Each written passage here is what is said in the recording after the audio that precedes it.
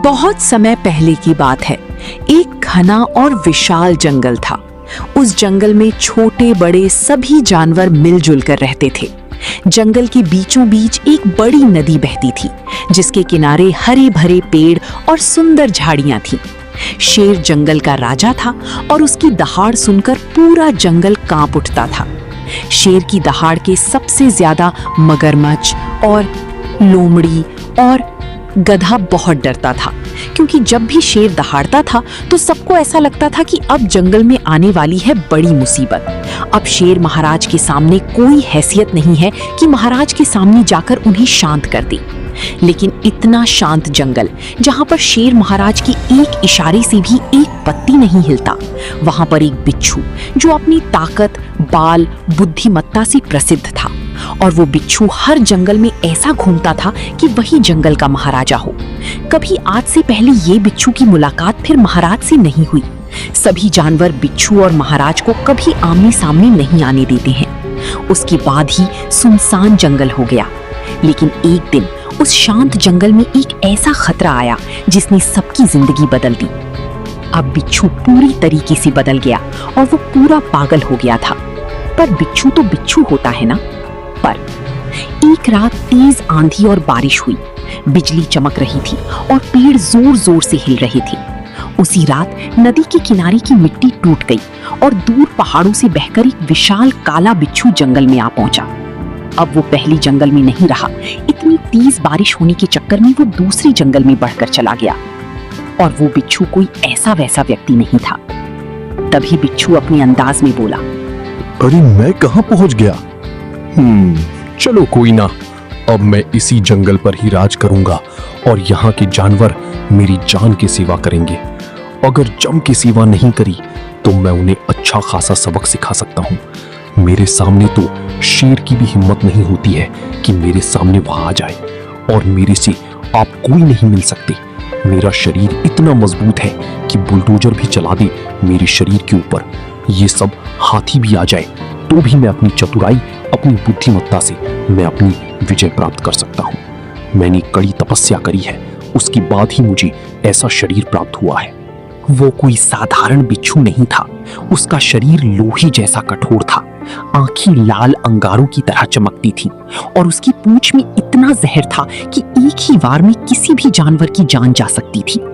सुबह जब खरगोश पानी पीने नदी के पास गया तो उसने उस विशाल बिच्छू को देखा। डर के मारे उसकी चीख निकल गई। बचाओ, कोई खतरनाक जानवर जंगल में आ गया है। अरे बचाओ बचाओ, ये बिच्छू ये जंगल में कैसे आ गया? मैंने कभी बिच्छू को नहीं देखा। अरे मुझे बचा लो, मैं यहाँ बिच्छू के हाथों नहीं मरना चाहता हूँ। अरे बचा लो, अरे बचा लो। हे भगवान, ये कैसा दिन दिखा दिया मुझे। अगर पैसा होता कि यहाँ इतना बड़ा विशाल बिच्छू बैठा है तो मैं कभी ये रास्ते से नहीं आता और ये पानी पीने का सोचता भी नहीं। बिच्छू महाराज, मुझे बख्शन दो, मैं दोबारा यहाँ नहीं आऊंगा। उसके बाद खरगोश की आवाज सुनकर सारे जानवर इकट्ठा हो गए। सभी लोग खरगोश को ही देख रहे थे। खरगोश इतनी जोर जोर के क्यों चिल्ला रहा था और इतनी जोर जोर से किस बात कर रहा था? सारे जानवर बस खरगोश से यही सवाल पूछ रहे थे कि आखिरकार तुम्हें क्या हुआ? इतना सुंदर, इतना कहना मौसम, इतना सुंदर हरियाली, पेड़, जंगल, सुंदर नदियां बह रही हैं, उसके अलावा तुम किसी से डर रहे हो? तभी झाड़ियों के पीछे से बिच्छू बाहर निकला। टक टक टक, उसके बड़े बड़े पंजों की आवाज सुनकर सभी जानवर पीछे हटने लगे। सभी जानवरों की आवाज गले में ही अटक गई। इतना बड़ा बिच्छू को देखकर सारे जानवर एकदम से टिक से गए, ऐसा मानो कि सारे जानवरों की जमीन के नीचे से जमीन ही खसक गई। एक पल पूरा शांत जंगल, एक जानवर के मुंह से आवाज नहीं निकल रही थी और बिच्छू भी उन्हें ही देख रहा था। गधा डरते हुए बोला, ये कैसा जीव है? मैंने इसे पहले कभी नहीं देखा। हे भगवान, अब हमारा क्या होगा? अरे हमें तो किसके सामने घुटने टेक देना चाहिए और चुपचाप से निकल के कभी महाराज की तरफ चलना चाहिए। अब हमें इस बड़े से जानवर से हमें अपने शहर महाराज जी बचा सकते हैं और उसके अलावा हमें कोई नहीं बचा सकता है। इसलिए कह रहा हूँ सभी से चलो। इसकी आंखें तो आग की तरह जल रही हैं। हे भगवान, ये तो उसके पैर तो देखो कितने सारे पैर हैं, अगर एक पर भी हमें लग जाए तो बड़ी मुसीबत हो सकती है। इससे आखिरकार कौन निपटाएगा? मैं तो पीछे ही हट रही हूँ, मैं तो कभी इसके सामने जाना भी पसंद नहीं करूँ। तभी बिच्छू जोर से हंसा। अब ये जंगल मेरा है। उसकी आवाज इतनी डरावनी थी कि छोटे जानवर कांपने लगे। जंगल में डर का माहौल बन गया। अब पूरा जंगल जो शोर शराबे से जाना जाता था, वो अब तो वीरान जंगल से जाने लगा। ऐसा प्रतीत होता है कि रात के 2 बज चुके हैं। इसी प्रकार से दिन के 2 बजे ऐसा लग रहा है सारे जानवर थर थर कांप रहे हैं। उस दिन के बाद जंगल की शांति खत्म हो गई। बिच्छू जहां जाता वहां आतंक फैल जाता। वो छोटे जानवरों को डराता, खाने का सामान छीन लेता और नदी के पास किसी को नहीं आने देता। तभी हमें एक हिरण पानी पीने के लिए जैसे नदी के पास पहुंचा ही था, तभी बिच्छू अचानक पत्थर के पीछे से निकला। कांपते हुए हिरण ने कहा, रुको, अरे रुको, ये किसकी हिम्मत हो गई? मेरे बिना पूछे, बिना अनुमति के यहाँ पानी पीना मना है। अगर बिना अनुमति के पानी पिया, वो मेरे पेट में जाने से कोई नहीं रोक सकता। अब से इस नदी का पानी पीने के लिए तुम्हें मुझे खाना देना होगा। अगर नहीं दिया तो तुम मेरे पेट में जाने के लिए तैयार हो जाओ। सभी जानवरों को बता देना, अगर पानी पीना है तो अच्छा अच्छा स्वादिष्ट खाना लेकर मेरे साथ नहीं आना, वरना उन्हें खाने के लिए मैं एक पल भी नहीं सोचूंगा। तभी हिरण ने कहा, लेकिन हम तो घास खाते हैं, लेकिन हम तुम्हारे लिए घास लेकर तुम्हें आ सकती हूँ, कैसे खाओगे? और मैं तो घास ही खाती हूँ तुम्हारी, मैं खाना कैसे लेकर आ सकती हूँ? बिच्छू गुस्से में अपनी पूंछ जमीन पर मारता है। धड़ाम, जमीन फट जाती है। बिच्छू को उल्टा जवाब हिरण के कारण क्रोधित हो जाता है। इतना क्रोधित हो जाता है कि वो तुरंत उसके सामने पड़ता है, परंतु का नहीं पता है। बहुत गुस्से से कहता है, मुझे जवाब मत दो, निकल जाओ। अगर तुम दोबारा बिना खान के यहाँ पानी पीने आए तो मुझसे बुरा कोई नहीं हो सकता। डरे हुए हिरण वहां से भाग गए। धीरे धीरे पूरा जंगल बिच्छू से डरने लगा। कोई भी अकेले बाहर नहीं निकलता था। जब जंगल के राजा शेर को ये बात पता चली तो उसे बहुत गुस्सा आया। धीरे धीरे सर जंगल पर होने लगा। अब ये बात भी पता चल गई, शेर महाराज को बहुत बहुत गुस्सा आया। मेरे जंगल में कोई आतंक फैलाए और मुझे खबर भी ना हो। शेर जोर से दहाड़ा। पूरे जंगल में उसकी आवाज गूंज उठी, ऐसा मानो कि सारे जानवर पूछ रहे हैं, किसने बता दिया महाराज को? किसने बता दिया? अब वो भिज्जू मुंह दिखाने के लायक नहीं बचेगा। शेर महाराज को पहली बार इतना गुस्सा होते हुए देख रहे हैं। अब ना जाने क्या होगा। अब शेर महाराज बोले, आज मैं उस बिच्छू को सबक सिखाऊंगा। अब देखता हूं मेरे हाथों बहुत बच्चों को कौन बचाता है। वहां बिच्छू नहीं है, जंगल में आकर बहुत बड़ी गलती कर दी। चलो, वो जंगल में आया तो आराम से प्यार से रहना था, आते ही अपना कब्जा पानी पर कर रखा। इसी बात की बोलकर बैठा वहां बिच्छू। मेरे क्रोध से आज तक कोई जानवर नहीं बच पाया। वो तो मामूली बिच्छू है। चलो मैं चलता हूं उसी तरह। शेर नदी की तरफ चल पड़ा। धीरे धीरे सभी जानवर उसके सामने आने लगी। सभी जानवरों को पता था अगर ये युद्ध हुआ तो बहुत बड़ा नुकसान हो सकता है। सभी जानवर उसे रोकने लगे, जाने से बहुत रोक रहे थे। जाने दो, क्योंकि वो बिच्छू को सारी जानवरों में देखा है कि उसका क्रोध कितना भयानक है।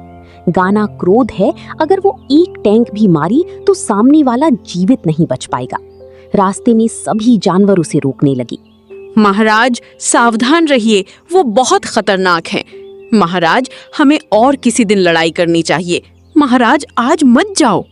लेकिन शेर किसी की बात सुनने को तैयार नहीं था। नदी किनारे पहुंचते ही उसने बिच्छू को देखा। बिच्छू एक बड़े पत्थर पर बैठा था। ओ दुष्ट, तू मेरे जंगल में आतंक क्यों फैला रहा है? तो तुम हो इस जंगल के राजा। शेर तेजी से बिच्छू की ओर दौड़ा, लेकिन तभी बिच्छू ने अपनी पूंछ से वार किया। जहरीला डंक शेर के पंजे में लगा। शेर दर्द से दहाड़ उठा। जहर तेजी से फैलने लगा। शेर कमजोर होकर पीछे हट गया।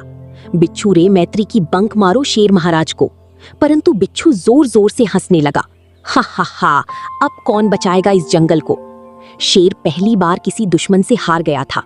उसके बाद पूरा पानी एकदम से शांत हो गया, ऐसा मानो कि कोई भयानक जानवर आ रहा है। फिर महाराज को पता चल गया कि आपको बनाने वाला है। सारे जानवर भी हकीकत की हो गए थे। अब सारे जानवर के पीछे हट जाते हैं और शेर महाराज की हल्की मुस्कुराहट बच्चों के शरीर में उतर रही थी। अब बिच्छू को भी धीरे धीरे डर लगने लगा। इतनी हल्की मुस्कुराहट बहुत ही खतरनाक है। नदी में रहने वाला विशाल मगरमच्छ ये सब देख रहा था। वो बहुत शक्तिशाली था, लेकिन हमेशा शांत रहता था। उसका नाम था कला था कला। काला धीरे धीरे पानी से बाहर आया। छप छप, उसकी बड़ी आंखें बिच्छू को घूर रही थीं। तुम्हारा आतंक अब ज्यादा दिन नहीं चलेगा, ऐसा खंडीश्वर नगर से मगरमच्छ ने कहा। बिच्छू, तुम भी मुझे चुनौती दोगे? मगरमच्छ बोला। तुमने पूरे जंगल को परेशान कर रखा है। बिच्छू अपनी पूंछ हिलाते हुए बोला। तो क्या कर लोगे? मगरमच्छ ने कुछ नहीं कहा और वापस नदी में चला गया। लेकिन वो चुपचाप एक योजना बना रहा था। उस रात सभी जानवर एक गुफा में इकट्ठा हुए। शेर घायल था, लेकिन फिर भी सभा में आया।